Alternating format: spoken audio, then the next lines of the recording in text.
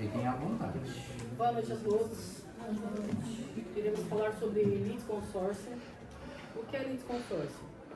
É um termo do direito processual civil que significa a existência de duas ou mais pessoas no mesmo polo de uma ação judicial, seja como autores, quem processa, ou réu, quem é processado.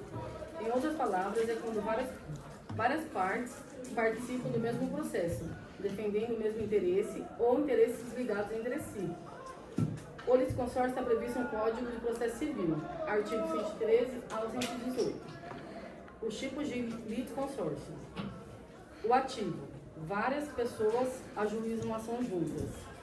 Exemplo, dois irmãos entram com ação de herança contra um terceiro. Passivo. Várias pessoas são processadas ao mesmo tempo. Exemplo, dois condôminos são processados por dívida de condomínio. Misto. Há vários autores e vários réus. Quanto à obrigatoriedade. O facultativo. As partes podem se unir no processo, mas não são obrigadas. Exemplo, vizinhos decidem juntos processar uma empresa por barulho excessivo. O necessário. A lei exige que todos participem da ação, pois a decisão deve valer para todos. Exemplo, a ação que envolve todos os herdeiros de um bem. O inicial.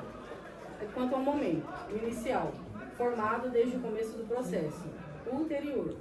Ocorre depois quando o juiz ou uma parte chama outra pessoa para integrar o processo. Quanto à natureza jurídica ou unitária, a decisão do juiz deve ser igual para todos os litisconsortes. Exemplo, uma ação que decide a validade de um contrato único. O simples, o juiz pode dar a decisão diferente para cada parte. A ação em que cada réu tem responsabilidade diferente. Boa noite, eu vou falar sobre o litisconsórcio simples. É a relação jurídica de cada litisconsorte com a parte adversa e autônoma. A decisão pode ser diferente para cada um dos litisconsortes. Exemplo, ação de cobrança movida por vários credores com créditos distintos. As condutas determinadas de um litisconsórcio não prejudicam o outro se o litisconsórcio for simples. É determinado e prejudicará o litisconsórcio que é o mesmo praticou. A conduta de um litisconsórcio alternativo simples não se comunica, estendo ao outro, só vale para ele e a regra. Exceções, contestações, produção de prova e recurso.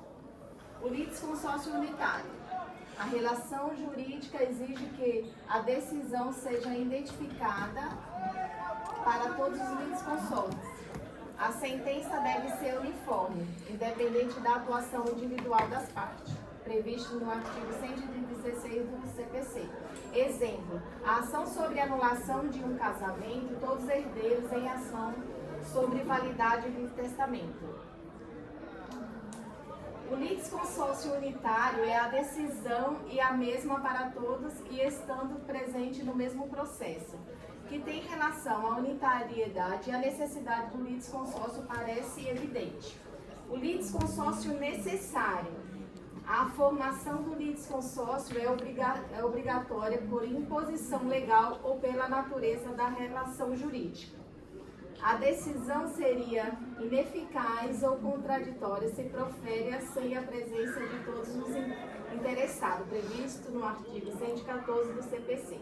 Exemplo, a ação discute direito real, indivisível, exemplo, copropriedade. O litisconsórcio necessário ocorre quando a presença de todos os sujeitos interessados na relação jurídica é obrigatória no processo, por imposição legal ou pela natureza indivisível dos direitos discutidos. De todos os litisconsortes necessários não forem incluídos no Código Processual. A sentença será anulada por violação ao contraditório e ampla defesa. Boa noite, pessoal. Eu vou falar sobre a intervenção de terceiros. Nada mais é que dentro do processo civil permite que alguém que não fazia parte do processo entre nele por poder ser afetado por essa decisão desse juiz. Essa pessoa é chamada de terceiro porque ele passa a ser parte desse processo e como um objetivo de defender seu interesse jurídico. Essa intervenção, ela serve para garantir o contraditório, a ampla defesa e também promover a economia processual, evitando que vários processos sejam abertos sobre o mesmo tema. Dentro desse Código Civil, ele prevê 5 principais formas de intervenção. Seria a assistência, que é referente quando um terceiro entra para ajudar uma das partes, porque o resultado pode afetar o seu direito. Um exemplo, o inquilino entra no processo para ajudar o dono do imóvel em uma ação de contrato de aluguel. A denunciação da lide, que é quando uma outra pessoa no processo, uma outra parte chama a outra pessoa no processo, pois se perder, quer exercer o direito do regresso, ou seja, cobrar dela depois. Um exemplo seria, por exemplo, um vendedor de cabra chama o antigo dono, caso precise responder por algum defeito no veículo. A outra seria o chamamento ao processo, que acontece quando o réu chama outros devedores solidários para responder junto na dívida. Um exemplo seria o fiador, para dividir a responsabilidade da ação movida pelo banco. O amicus curiae, que significa o amigo da corte, que é alguém que não é parte do processo, mas o juiz pode solicitar, tanto sendo uma pessoa, uma informação técnica ou especializada, para ajudar ele na sua decisão. E o último, que seria o incidente da desconsideração da personalidade jurídica, que ocorre quando o juiz inclui os sócios da empresa no processo porque houve abuso da personalidade jurídica.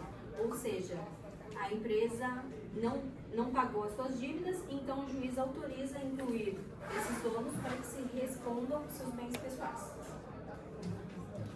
Boa noite. Eu vou falar sobre a jurisprudência do STJ, que é uma ação rescisória proposta pelo Ministério do Trabalho em face de uma empresa estatal.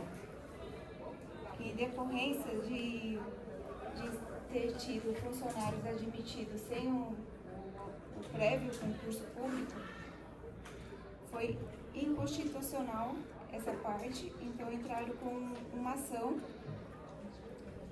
e não foi necessária citação de cada empregado, por se tratar de litisconsórcio passivo, ou seja, a ação é movida com várias pessoas.